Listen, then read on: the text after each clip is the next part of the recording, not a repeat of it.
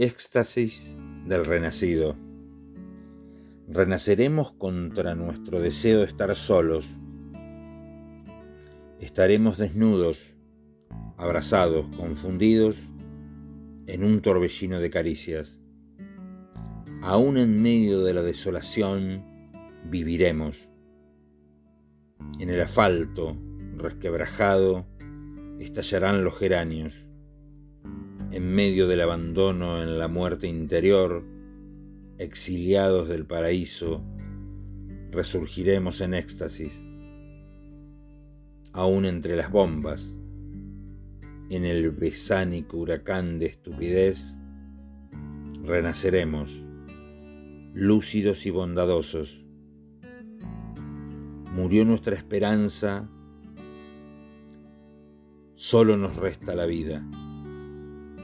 Viviremos a pesar de nosotros mismos, con el último gesto de ternura, renaceremos triunfantes, puros e iluminados. Bueno, a mí me cuesta disociar a Rolando entre el profesor, el maestro, el hombre y el abuelo, porque para mí siempre va a ser mi abuelo, que es como si un rol insacable, ¿no? Pero entiendo que el abuelo es el abuelo y es además Rolando. Mira, Rolando es un personaje que yo diría espectacular en Chile. Hay que situarlo en su época, en el país y en el continente en que nació. Él nace en 1924, en Concepción, que es una de las ciudades más grandes de Chile, pero en ese tiempo un pueblo perdido, por decirlo, porque era 1924. Rolando era una persona muy llanga. Sí. Sin embargo, Biodanza tiene una matriz yin. Y para mí la historia parte en la bisabuela Berta. Quizás durante el relato le diga abuela Berta porque para mí fue mi abuelita parentalizada en mi vida. Entonces, si se me escapa, es la mamá de Rolando, la bisabuela Berta. Sí. Ella tenía una hija de como 3 años, una mujer muy adelantada, como la tercera profesional en Chile, profesora. Y tenía una hija de como 3 años cuando estaba embarazada de Rolando, criada a la abuela Berta. En esa época, bailaba, conversaba con adultos, decía poemas. Y resulta que la abuela Berta tiene que viajar a los Andes, creo, no me acuerdo, durante 3 días, no quería viajar, deja a la niña al cuidado de alguien y la niña en esos 3 días muere. Y está embarazada de Rolando, ¿te das cuenta? Llega la tatarabuela y le dice una frase que trascendió en el mito familiar. Yo se la enseñé a mi hijo en algún minuto. Le dijo esencialmente: el bebé que está dentro tuyo en este minuto no tiene la culpa del enorme dolor que estás sintiendo y que yo entiendo. Te toca el desafío. Vas a tener, y aquí viene la frase de oro, vas a tener que aprender a transformar el dolor en amor. Mira la frase, transformar el dolor en amor. Wow. Y la abuela hace eso. Y le da un amor incondicional a Rolando. Rolando tenía hermanos, hermanas, yo los quiero mucho, que fueron como mis tíos abuelos, qué sé yo. Pero yo me di cuenta de viejo, sabía a nivel cognitivo que eran su hermano, pero me di cuenta de viejo, conciencia que eran su hermano, por el trato diferente que él recibía.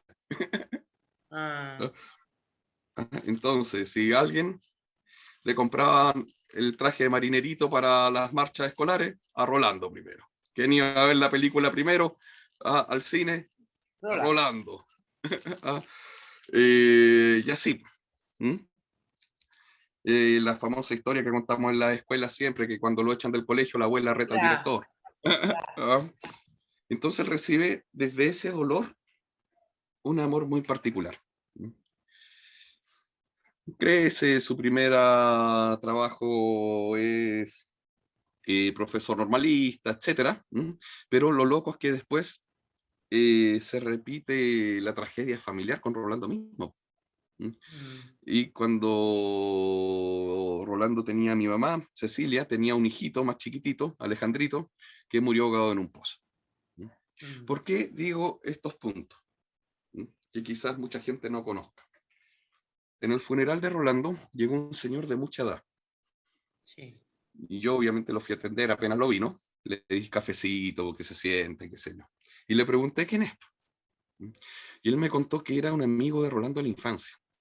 Ah, Y yo quedé en shock porque era el personaje que estaba buscando, la persona que estaba buscando toda mi vida, para hacerle una pregunta que tenía acá atragantada. ¿Rolando siempre fue Rolando? ¿Se convirtió en Rolando?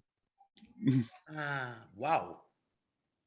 Lo loco es que él me entendió la pregunta al tiro. Hombre sabio, pues. Más sabe el diablo por viejo. Dijo, Rolando se convirtió en Rolando. Y yo quedé plop. ¿Cuándo? ¿Cómo? Mira, me dijo, Rolando iba a ser un intelectual de Chile. Todos sabíamos que iba a ser un académico importante, un intelectual importante. Pero cuando muere Alejandrito, él y Pilar viajaron al infierno 2 años. Y cuando volvieron, ya no respetaban ningún límite. Entonces, la historia de Rolando también tiene que ver con mucho levantarse el dolor en relación al amor. Al amor, claro. Entra en un periodo, según este amigo, que fue un infierno, y Rolando vuelve con esta intensidad. Porque la historia de la creación de biodanza, etcétera, etcétera, también tiene que ver con intensidad de Rolando, donde se está consumiendo en parte a sí mismo. Y es ese dolor que después se le repite con Leito, ¿no? Esta es mi interpretación, son mitos familiares, cada uno lo observa, ¿no? Desde donde lo observa, Por ¿no? supuesto.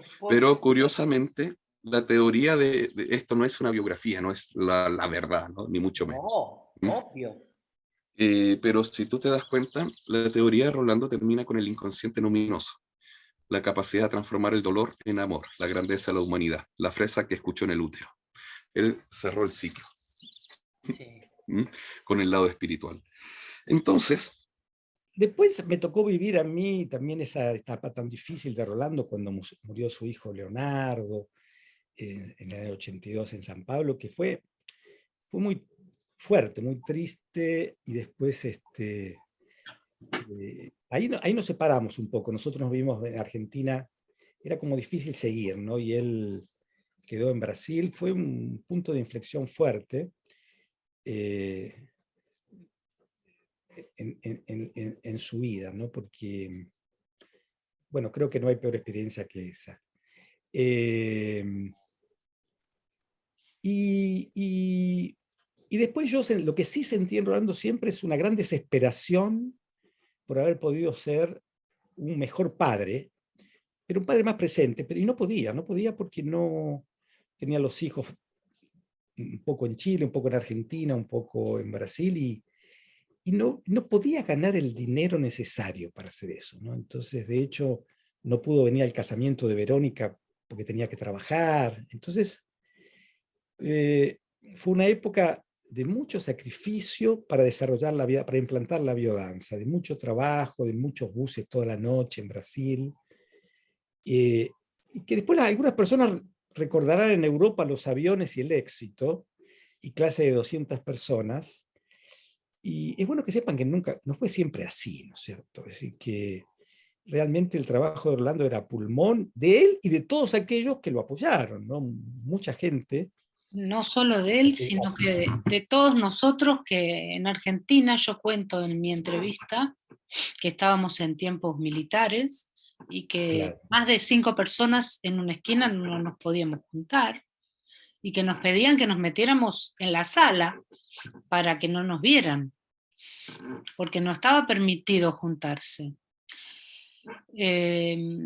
Todas las personas que son fundadores de la biodanza, porque él ha sido el gran creador, pero hubo un grupo de locos, que somos todos nosotros, que le seguimos la pista, confiamos en todo lo que él decía, y decidimos que sí, que era nuestro estilo de vida. Exacto. Que creíamos en un mundo diferente, creímos en las utopías que él nos contó, en su modo de pensar. Para mí cuando él hablaba era completamente lógico lo que me decía. Para mí yo vivía en un mundo que no soportaba, y lo que él decía estaba muy bien dicho. Ahora, que no fue fácil, no fue fácil para nada sembrar la biodanza. Fue trabajosa, en cada lugar hubo que arar la tierra y bueno, ahora estamos en otra instancia de la biodanza, es verdad, que se hizo una gran tarea en cuanto, suponte, en 50 años. No es tremenda, no es tremenda. Sí, llevarán, sí, porque 55 años, te diría. Ahora, lo que yo rescato, que esto es interesante, es que cada persona que en algún lugar comienza de cero, tiene todo el esfuerzo del fundador, por así decirlo. Es decir, no es que Rolando está presente ahí, está dentro de él, pero las personas todas hemos tenido, y hoy, cuando abren mismo un grupo con gente nueva, son ellos la biodanza. Entonces, digamos, es muy extraordinario para mí haber dado cuenta de eso, porque cuanto más alejados de Rolando, las personas han tenido que hacer un esfuerzo mucho mayor para mostrar la biodanza que eran ellos, ¿no? Entonces, esto es un análisis muy interesante de cómo, en el fondo, la identidad de biodanza es el facilitador titular que empieza con gente nueva. Y para la gente nueva, la biodanza son ellos. Después, atrás venimos todos nosotros y Rolando último, pero, digamos, el camino está hecho por todos aquellos, o se está haciendo, que tiene esos grupitos chiquitos, de a veces de 10 personas o menos, un poquito más, y muestran a la gente lo que es la biodanza, que fue el desafío de Rolando. A ver, ¿cuál fue el desafío de Rolando? Abrir a un mundo algo nuevo y convencer, seducir, estimular a las personas para que probaran, ¿no? Él era un gran orador por eso, fíjate tú, es decir, tenía que entusiasmar a las personas para que vinieran a hacer biodanza, y que de pronto después ahora es más fácil llamar, pero una vez que vienen depende de cada uno de nosotros, ¿no? Entonces, bueno, en el fondo, digamos, siguiendo con esta línea, yo pude al final ser testigo de cómo Rolando pudo reparar esa historia de padre cuando vino a Europa y pudo desarrollarse en plenitud y ganar dinero, cómo rescatar para su familia todos momentos de ausencia digamos, de su vida tan compleja, ¿no? Tan complicada. O sea, tuvo la oportunidad, estuvo bonito eso. Tuvo la oportunidad de rehacer su familia y de a sus hijos poder ayudarlos en lo que necesitaban. Sí. Otra cosa importante de la escuela de San Pablo y la experiencia con Rolando fue que había una médica psiquiatra, Sí, Claudia Casiano Costa, era alumna de Rolando, y sí. después empezó a hacer la escuela, y ella trabajaba en el Yuquerí, que es un hospital psiquiátrico el más grande de Latinoamérica. Venía, ella dice, Rolando, ¿por qué usted no tienta a hacer una clase con ellos, a ver qué pasa? Y él encantado, ¿te imaginas? Encantado. Vamos, sí, vamos, qué sé yo, organizamos. ¿Quiénes quieren venir? Era Madalena Romanelli, Eo, ¿quién más era? A veces iba Carlos y nosotros no íbamos, Salvatore y otra gente, para ayudarlo, ¿no? Porque eran más de 100 enfermos mentales, Claro, hombres y mujeres. sí. Y eso fue para mí antes y después. Me Realmente imagino. fue una experiencia Tu fuertísima. experiencia era un hospital psiquiátrico, ¿no?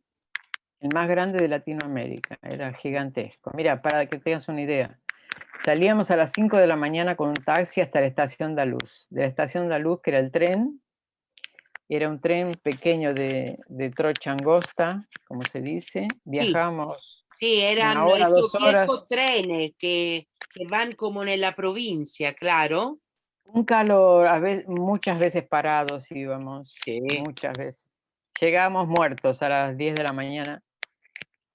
Nos sentábamos a tomar un suco, un jugo y algo, y después caminábamos calles de campo, unas 5 o 6 Oh, pero, pero una de tierra. aventura. Y hasta que llegábamos era una locura. Llegábamos y siempre... Perdona, Alicia, te hago la pregunta. En esta época, ¿qué se usaba? ¿Aún vinílico? ¿Hacían discos? Vinílicos, sí, sí. ¿Y quién transportaba estos vinílicos? Nosotros, todos nosotros. Dios mío. Y Cuando caminaban llegábamos, en estos campos, ¿cuánto tiempo? calles de tierra, unas 5 o 6 cuadras de campo, que no eran cuadras normales. Sí, sí, sí. Hasta que llegábamos allá. Al hospital psiquiátrico. Elenice, me acordé de la otra menina, Elenice, que siempre Sí. estaba. ¿Y cuánto tiempo estaban ahí dentro? Y 1 hora y media más o menos. Y de ahí volvían otra vez haciendo... Ahí todo el no, camino. pará, yo siempre cuento esto, ya lo conté 1500 veces, que te imaginas, él decía, vamos a hacer una rueda, y uno iba para allá, el otro para allá, era un caos, ¿no? Claro. El primer día que llegamos yo tuve un choque cultural porque era un mal llero de Gigi, Sí. horrible. Bueno, ¿qué se sucedía? Cada uno de nosotros íbamos ayudando para que se dieran las manos, para que hicieran una rueda, qué sé yo, bueno. Les encantaban las músicas, les encantaban. En un momento Rolando dice, bueno, y ahora vamos a caminar. ¿Viste cómo era Rolando en tempestuoso? Sí. Entonces algunos caminaban, qué sé yo, algunos caminaban así, medio... Claro. ¡Pare la música! Lo empezó a empujar. ¡Pare la música! ¡Pare la música! Yo dije, ay, enloqueció, ¿qué pasó? Sacamos la música y dice, quiero que ustedes vean cómo ustedes están caminando. Imitó a 3. Ahí los hizo caminar los 3 y caminaban todos tordos, así, todos Sí. mal, todos deprimidos. Mal. Ahí, pone la música. Imitó a los 3, idénticos los imitó, igual. Coloca la música. Yo quiero que ustedes caminen como gente, como seres humanos, dignos, con dignidad, con identidad. Y ahí él mostró, ¿no? Cómo caminar, Rolando, caminaba. Sí. Ponga la música, ustedes 3 van a caminar. Pues no es que caminaron. Mira, yo cada vez que cuento esto se me pone la piel de gallina. ¿Caminaron bien?